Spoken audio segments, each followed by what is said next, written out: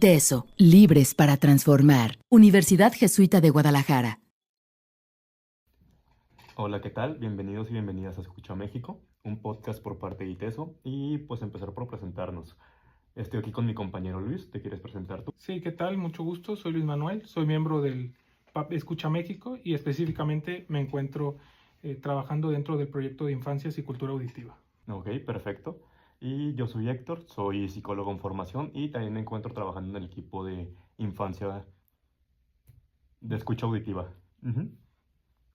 Ahora, Luis, quiero hablar contigo. Para los que no sepan, Luis es abogado, como ya mencionó, y es un poquito estudiado en el tema de los derechos humanos. Antes de empezar con el tema de lleno, Luis, quiero pues que te presentes un poco más. ¿Cuál es tu conocimiento, cuál es tu experiencia en estos temas? Bueno, estoy cursando el último semestre de la carrera en Derecho, ¿no? Estoy próximo a graduarme. Y bueno, a lo largo de mis estudios me ha inquietado y me ha apasionado sobre todo el estudio que tiene que ver con los derechos humanos y el aspecto constitucional, ¿no? Y los tratados internacionales de derechos humanos. Por eso cuando entré a este PAP, eh, decidí participar en el proyecto de Infancias y Cultura Auditiva porque tiene relación con este acceso a los derechos, tanto a la educación como al acceso a la información y a la igualdad sustantiva, ¿no? El acceso a una educación inclusiva y por lo tanto, bueno, decidí entrar a este proyecto y esas son mis principales inquietudes, ¿no? Ok, no, está buenísimo, Luis. Y justamente ahorita algo que mencionaste me llama la atención. ¿Podríamos empezar a platicar acerca de para ti qué sería una educación inclusiva o qué es la importancia que tú le viste? Bueno, aquí hay un tema, ¿no? Que es muy debatido sobre qué es la educación inclusiva o cuál es la diferencia entre equidad, inclusión, etcétera, ¿no? Eh, Desde los derechos humanos y del derecho podríamos decir que la educación inclusiva es aquella que permite, ¿no? Que todas las personas, que todos los niños, todos los adolescentes, incluso adultos en la etapa universitaria, tengan un acceso igualitario y tengan las mismas oportunidades de acceder al sistema educativo, ¿no? Es decir, que no existan barreras que impidan a los alumnos aprovechar al máximo los recursos que se les ofrecen, eh, concluir satisfactoriamente sus estudios por cuestiones que tengan que ver con discriminación o exclusión, ¿no? Estas barreras son las que el derecho pretende eliminar o las que el derecho condena, ¿no? Barreras de todo tipo que podremos platicar un poco más adelante, pero bueno, existen barreras desde físicas, conductuales, etcétera, ¿no? Entonces, estas barreras son las que se deben eliminar para poder realmente tener un sistema de educación inclusivo e incluyente que permita a todos participar en igualdad de condiciones. Y ojo, aquí también entra otro tema, ¿no? Los ajustes razonables, porque no todos los alumnos, hay que reconocer, tienen las mismas necesidades. Justamente, Luis, perdón que te Sí, interrumpa, sí, sí. ese era el tema que me interesaba, porque yo desde mi cancha, desde psicología, justamente existe esto de las adecuaciones curriculares. Quería ver cuál era tu perspectiva. No, no te quiero cortar el rollo, solamente era como para dirigir un poquito la pregunta. ¿Cómo se vive o cómo se puede fomentar estas adecuaciones, estos ajustes razonables desde el lado del derecho? Sí, claro, no, y de hecho tiene mucho que ver con otras disciplinas, con otras carreras, ¿no? El derecho se debería y se tendría que relacionar con la psicología, con la pedagogía, con la medicina, etcétera, eh, para construir un consenso entre todos sobre qué son estos ajustes razonables, estas adecuaciones curriculares, como tú mencionaste, ¿no? Pues desde el derecho básicamente entendemos a los ajustes razonables como aquellas medidas que se implementan eh, para atacar una desigualdad estructural o varias, pues no una necesariamente, varias desigualdades estructurales que persisten, ¿no? Puede ser desde cuestiones como acceso, tan básicos como acceso a una rampa, a un elevador para aquellas personas que tengan alguna discapacidad motriz y que no puedan acceder a un edificio con la misma facilidad que alguien que no vive con esa discapacidad. Puede ser desde la implementación de la lengua de señas mexicanas en los cursos de educación básica y superior incluso, la presencia de intérpretes de lengua de señas, en el caso específico de las personas con discapacidad auditiva, es un ajuste razonable muy importante para poder hablar de una verdadera inclusión, ¿no? En la educación, por ejemplo. la eliminación de estas barreras, ¿no? Son elementos importantes para poder hablar realmente de ajustes razonables. No, sí, claro. Y me gusta cómo lo planteaste, o como yo lo entendí. Igual sirve para recapitular un poco y que la audiencia vaya agarrando el hilo de la conversación. A lo que yo entendí lo describes como un esfuerzo multidisciplinario, en el que no solamente es como el derecho o una sola entidad la que tiene que resolverlo, sino que se puede abordar desde diferentes perspectivas y con diferentes carreras, ¿no? A lo que yo entendí. Y justamente, siguiendo con este hilo, te quería preguntar, ¿tú crees que en México hoy en día ya tenemos educación inclusiva? Creo que hay esfuerzos importantes, ¿no? En muchas partes, pero creo que todavía hay un camino que recorrer para hablar verdaderamente de una educación inclusiva, y creo que es una labor de nunca acabar en el buen sentido, ¿no? Porque siempre hay nuevas tecnologías, siempre hay nuevos conocimientos que nos permiten ir mejorando cada vez más, ¿no? Ese aspecto. Entonces, creo que hay esfuerzos importantes, lo hemos visto en el PAP, creo que ambos lo hemos visto, ¿no? Que, por ejemplo, desde la Secretaría de Educación y a través de la Dirección de Educación Especial se hacen esfuerzos para fomentar la participación de los alumnos con discapacidad, la participación plena en las escuelas, desde educación básica y educación primaria, educación secundaria, pero incluso hasta llegar a la educación superior, ¿no? Por lo tanto, creo que no es que no se esté haciendo nada, creo que se está haciendo mucho, pero no es suficiente, ¿no? Sí. Y como bien mencionas, todos, ¿no?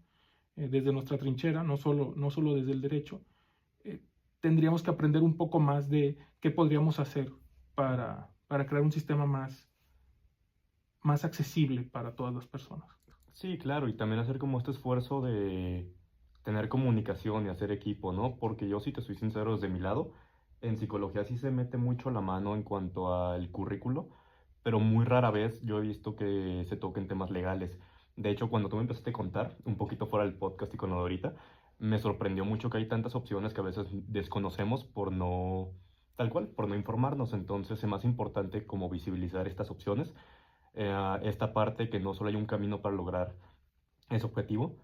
Y te quería preguntar un poco acerca de, ya dijimos que se están haciendo esfuerzos, evidentemente los hay, pero cuando no los hay o cuando hay barreras muy evidentes, ¿de qué manera podemos ayudarnos, tanto como familiares, amigos, una persona con discapacidad, en este caso auditiva, para acotarlo un poco?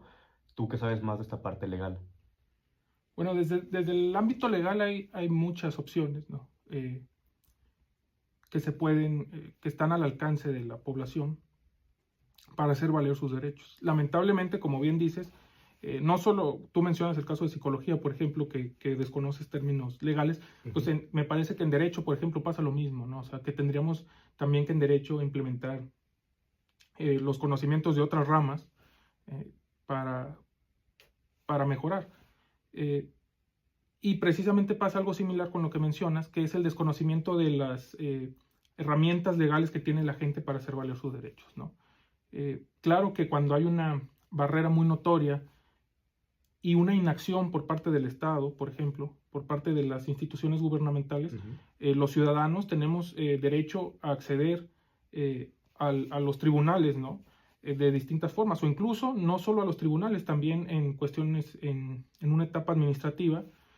Por ejemplo, podemos ir ante la Comisión Estatal a las Comisiones Estatales de Derechos Humanos, a las Comisiones Nacionales de Derechos Humanos, a la Comisión Nacional de Derechos Humanos, a presentar quejas cuando creemos que alguna institución está violando un derecho o deliberadamente está omitiendo su deber de eliminar estas barreras, ¿no? Esa es en la parte administrativa, pero también en la parte judicial, ¿no? Existe el famoso juicio de amparo, que debería conocerse más, creo yo, en México, que es el mecanismo por excelencia, el mecanismo legal por excelencia para hacer valer nuestros derechos, ¿no? Para atacar, digámoslo así, estas violaciones a nuestros derechos y a nuestras garantías. El amparo sirve para reclamar violaciones que el Estado realiza, ¿no? derechos humanos, que pueden ser un ejemplo tan sencillo como para que la gente la entienda. Si en un hospital gubernamental nos niegan la atención a la salud, por ejemplo, somos derechohabientes del IMSS, pero llegamos al IMSS y nos dicen, no, es que, ¿sabe qué? Aquí no lo podemos tratar porque tiene discapacidad auditiva y eso aquí no hay especialistas, no lo podemos tratar, entonces tiene que ir a un hospital privado y no podemos, ¿no? Bueno, ahí ¿qué podría hacer esta persona? Pues el amparo es una vía, por ejemplo, ¿no? Para reclamar, oye, ¿sabes qué? Están violando mi derecho a la salud al negarme la atención. Y poniéndolo un poco en términos prácticos para la audiencia que no está familiarizada con los términos, ¿cómo sería en la práctica en tu día a día apoyarte el amparo para conseguir estos derechos, estos... De hecho, ahí hay una crítica importante que se le hace al derecho, al sistema del derecho mexicano, al sistema constitucional mexicano, es que el amparo sí es un poco complicado, es una cuestión muy técnica, ¿no? Okay. Que requiere muchos conocimientos jurídicos para poder presentar un amparo. Y que en realidad no debería ser tan complicado porque, como es un mecanismo de defensa de derechos humanos, debería estar al alcance de todos. Pero aún así, ¿no? Existen asociaciones, existen personas que ayudan a la población que no, por ejemplo, que no podría pagar un abogado, a recibir asesorías jurídicas gratuitas, etcétera, ¿no? Y como lo mencioné antes, por ejemplo, están las comisiones estatales de derechos humanos, las comisiones nacionales de derechos humanos, la Comisión Nacional de Derechos Humanos, y vale la pena acercarse, ¿no?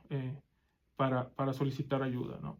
Y en el día a día creo que incluso más allá del tema del amparo o de los mecanismos judiciales, vale la pena informarse, leer un poco sobre nuestros derechos, todo mundo, para que podamos identificar cuando estamos ante una violación, ¿no?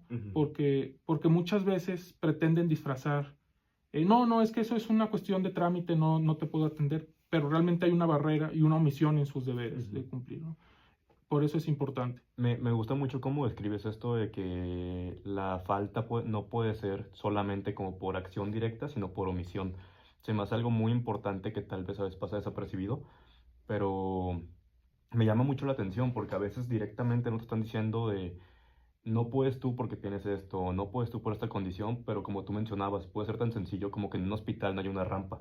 Entonces ya le estás quitando un acceso y un derecho a personas sin directamente negárseles el servicio, nada más por omisión de lo que tú decías, los ajustes razonables. Creo que ya estamos llegando al final del podcast, Luis. Entonces, bueno, de este capítulo. Entonces quería preguntarte, pues, ¿qué reflexión nos puedes dejar o de qué manera te gustaría cerrar este tema? Creo que es algo muy extenso. Definitivamente estaría excelente poder continuarlo en otros podcasts, pero ¿alguna reflexión, algún consejo que te gustaría dejar a la audiencia? Pues me gustaría decir que a veces se tiende a ver al derecho como algo rígido, como algo inflexible, ¿no? Y que creo que eso es en parte por culpa del mismo gremio de abogados, ¿no?